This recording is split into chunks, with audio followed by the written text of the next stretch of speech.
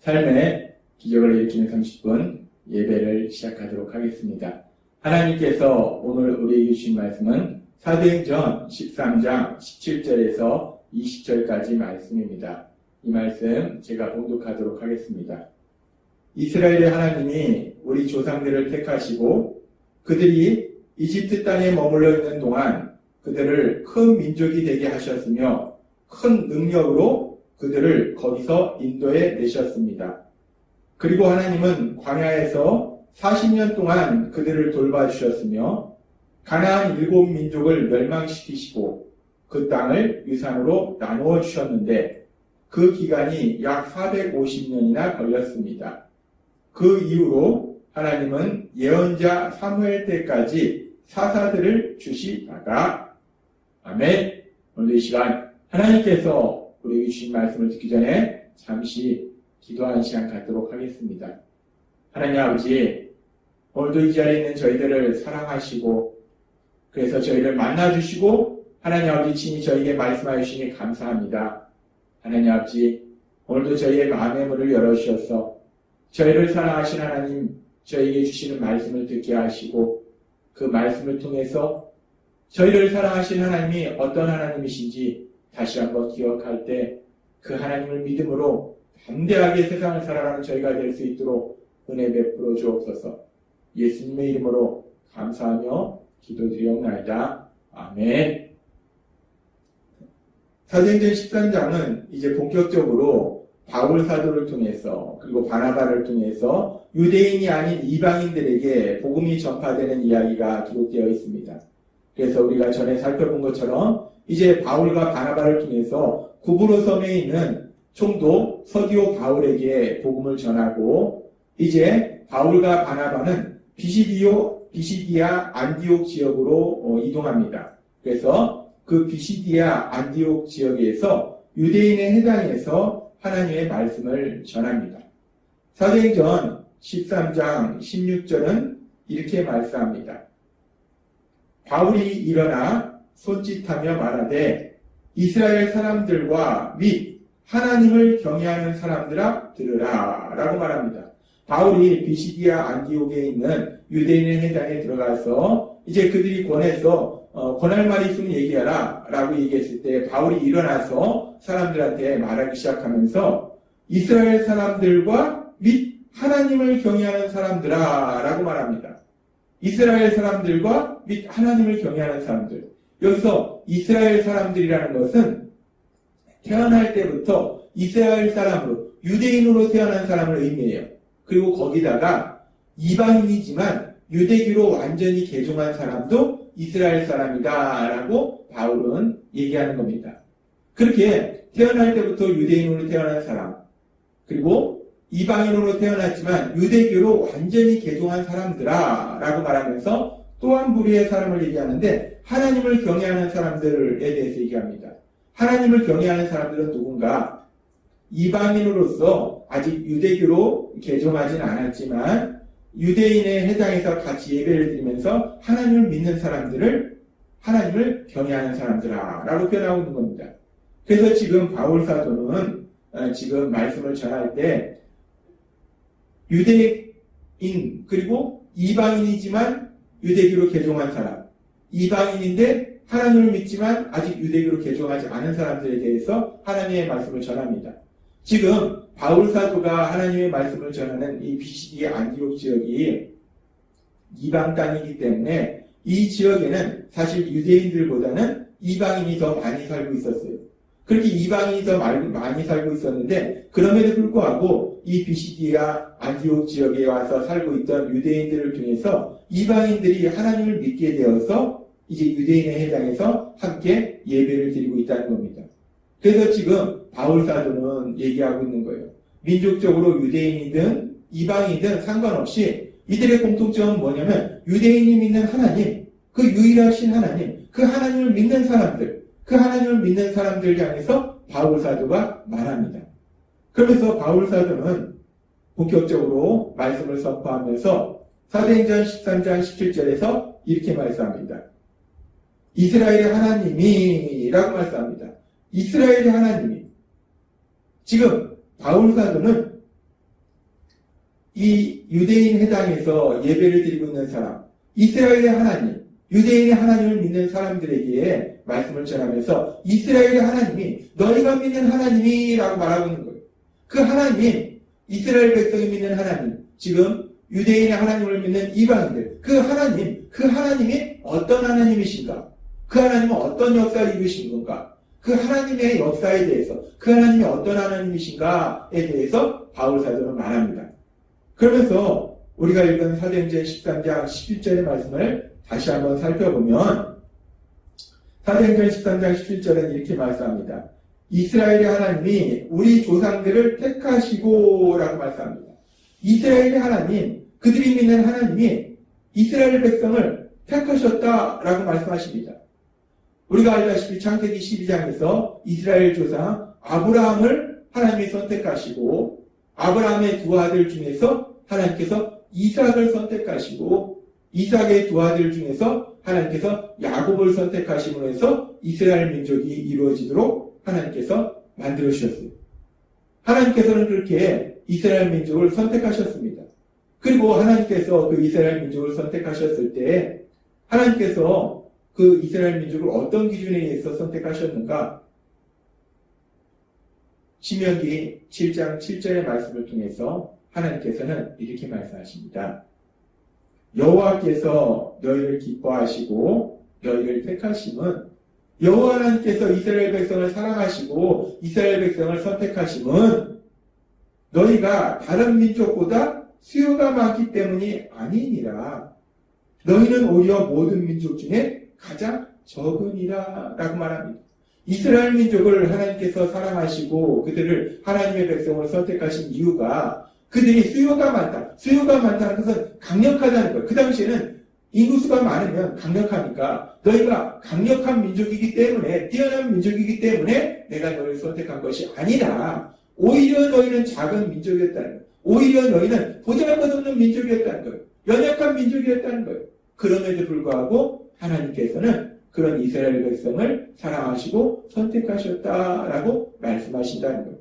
지금 하나님께서 이스라엘 백성을 선택하신 이 말씀을 우리가 묵상할 때 하나님께서는 연약하고 보잘것없는 이스라엘 백성을 선택하셨다는 거예요. 하나님은 그렇게 연약하고 보잘것없는 존재조차도 사람들조차도 사랑하시는 사랑의 하나님이시구나 라는 것을 우리가 이 말씀을 통해서 알 수 있다는 거예요. 그렇게 하나님은 연약하고 보잘것없는 이스라엘 민족을 선택하시고 그들을 사랑하시고 계속해서 사도행전 13장 17절은 이렇게 말씀합니다. 이스라엘의 하나님이 우리 조상들을 택하시고 그들이 이집트 땅에 머물러 있는 동안 그들을 큰 민족이 되게 하셨으며 라고 말씀합니다. 작은 민족이었던 연약한 그들을 하나님께서 큰 민족으로 만들어 주셨다는 거예요. 그리고 그렇게 만들어 주실 뿐만 아니라 큰 능력으로 그들을 거기서 인도해 내셨습니다 라고 말씀합니다. 이스라엘 백성이 애굽에서 종으로 노예로 고통 속에서 살고 있었는데 하나님은 그들이 믿는 하나님은 그들을 고통 속에서 그 종의 생활에서 구해주신 하나님이시다라고 말씀하신다는 거예요. 하나님은 그렇게 큰 능력으로 그들을 고통에서 종의 생활에서 구해주셨음을 하나님은 말씀합니다. 그러면서 그렇게 하나님께서 그들을 종의 생활을 하고 있던 그들을 출애굽시키시고 그 출애굽한 그들이 이제 40년 동안 광야 생활을 할 때에 사도행전 13장 18절은 이렇게 말씀합니다. 그리고 하나님은 광야에서 40년 동안 그들을 돌봐주셨으며 라고 말씀합니다. 하나님은 연약한 그들을 선택하셨고 그들을 큰 민족을 만들어 주셨고 또 그들이 애굽에서 종으로 살고 있을 때 그들을 애굽에서 종에서 구해주셨어요. 그래서 이제 광야에서 40년 동안 생활할 동안 그렇게 하나님께서 그들을 구해주신 하나님이 광야 40년 동안의 삶 속에서도 그들을 돌봐주셨다라고 말씀하신다는 거예요. 근데 여기서 돌봐주셨다라는 이 표현을 하고 있는 헬라어를 원어로 살펴보면 이 원어의 의미는 어떤 사람의 어리석고 미련한 것, 악해, 그런 걸 참아주신다라는 의미가 있어요. 그래서 이 말씀을 우리가 개역개정성경으로 읽으면 개역개정성경으로 사도행전 13장 18절을 이렇게 말씀합니다. 광야에서 약 40년간 그들의 소행을 참으시고, 광야에서 약 40년간 그들의 소행을 참으시고 라고 말씀합니다. 그들을 광야에서 40년 동안 돌봐주셨다는 것은 그들의 소행을 참으셨다는 것. 그들의 소행을 참으셨다는 것은 그들의 어리석고 미련한 하나님이 사랑하시고 돌봐주심에도 불구하고 계속적으로 그 하나님께 불평불만했던 그들의 악한 그들의 모습, 그럼에도 불구하고 하나님은 그들을 사랑하시고 돌봐주셨다라고 말씀하신다는 것. 마치 어머니가 어리석고 미련하지만 그럼에도 불구하고 자신의 자녀를 품에 안고 사랑해 주셨듯이 하나님께서는 그렇게 이스라엘 백성을 어리석고 미련함에도 불구하고 사랑하셨다, 돌봐주셨다 라고 하나님은 말씀하십니다. 그리고 그렇게 이스라엘 백성을 어리석고 미련함에도 불구하고 사랑하시고 돌봐주신 하나님은 계속해서 사도행전 13장 19절 말씀, 가나안 7민족을 멸망시키시고 그 땅을 위산으로 나누어 주셨는데 라고 말씀합니다. 그렇게 이스라엘 백성을 출애굽시켜 주시고 이스라엘 백성의 광야 생활 동안 어리석고 미련함에도 불구하고 그들을 사랑하시며 돌봐주신 그 하나님은 결국 그들을 가나안 땅으로 들어가게 하시고 가나안 땅에 살고 있던 악한 7민족을 하나님이 크신 능력으로 멸하셨어. 결국은 이스라엘 민족이 그 가나안 땅을 차지해서 살도록 만들어 주셨다라고 하나님은 말씀하십니다. 하나님께서는 오늘 사도행전 13장 17절에서 19절의 말씀을 통해서 이스라엘 백성이 믿는 하나님, 지금 유대인에 해당해서 예배드리고 있는 하나님을 믿는 그들에게 그 하나님은 어떤 하나님이신가? 또 우리에게 말씀하신 거예요. 우리가 믿는 하나님, 그 하나님은 어떤 분이신가? 우리가 믿는 하나님이 도대체 어떤 분이신가에 대해서 하나님은 우리에게 말씀하십니다. 오늘 주신 말씀처럼 연약한 이스라엘 민족을 선택하시고 그들을 능력으로 출애굽시켜 주시고 그들의 어리석음과 미련함 속에서도 그들을 계속해서 사랑하시며 돌봐주신 하나님, 그리고 결국은 그들에게 가나안 땅을 정착해서 살도록 만들어 주신 하나님, 하나님은 그런 하나님이시라는 거예요. 어리석고 미련함에도 불구하고 사랑하셔서 그들에게 하나님이 주신 복을 드리도록 하시는 하나님이 우리가 믿는 하나님이다라고 말씀하신다는 겁니다. 그렇습니다. 우리가 믿는 하나님은 그렇게 사랑이 많으신 하나님이시라는 거예요. 그래서 우리의 어리석음과 미련함에도 불구하고 그런 우리를 구원하시기 위해서 우리 예수님 십자가 죽으심과 부활하심을 통해서 우리를 죄에서 구원하시고 우리를 하나님의 사랑받는 아들과 딸로서, 죄인인 우리를 하나님의 사랑받는 아들과 딸로서 살도록 만들어주신 하나님, 그 하나님이 우리가 믿는 하나님이시라는 거예요.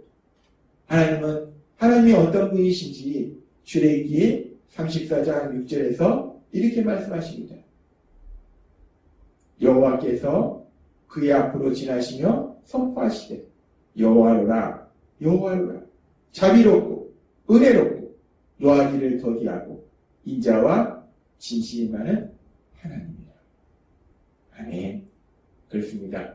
우리가 믿는 하나님은 오늘 사도행전 13장의 말씀을 통해서 말씀해 주신 것처럼 또 출애굽기 34장 6절을 통해서 말씀해 주신 것처럼 우리가 믿는 하나님은 자비롭고 은혜롭고 노하기를 더디하시고 인자와 진실이 많은 하나님, 그 하나님이 우리가 믿는 하나님이심을 믿습니다.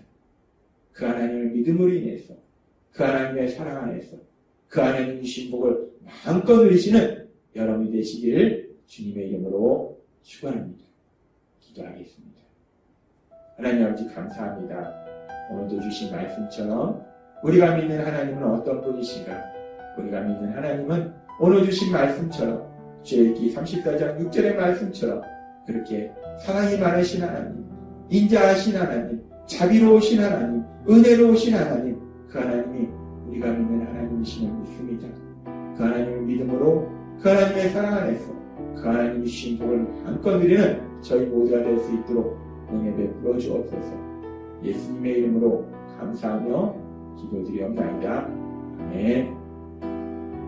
이 시간도 하나님께서 우리 주신 말씀을 묵상하면서 조용히 기도하는 시간 갖도록 하겠습니다.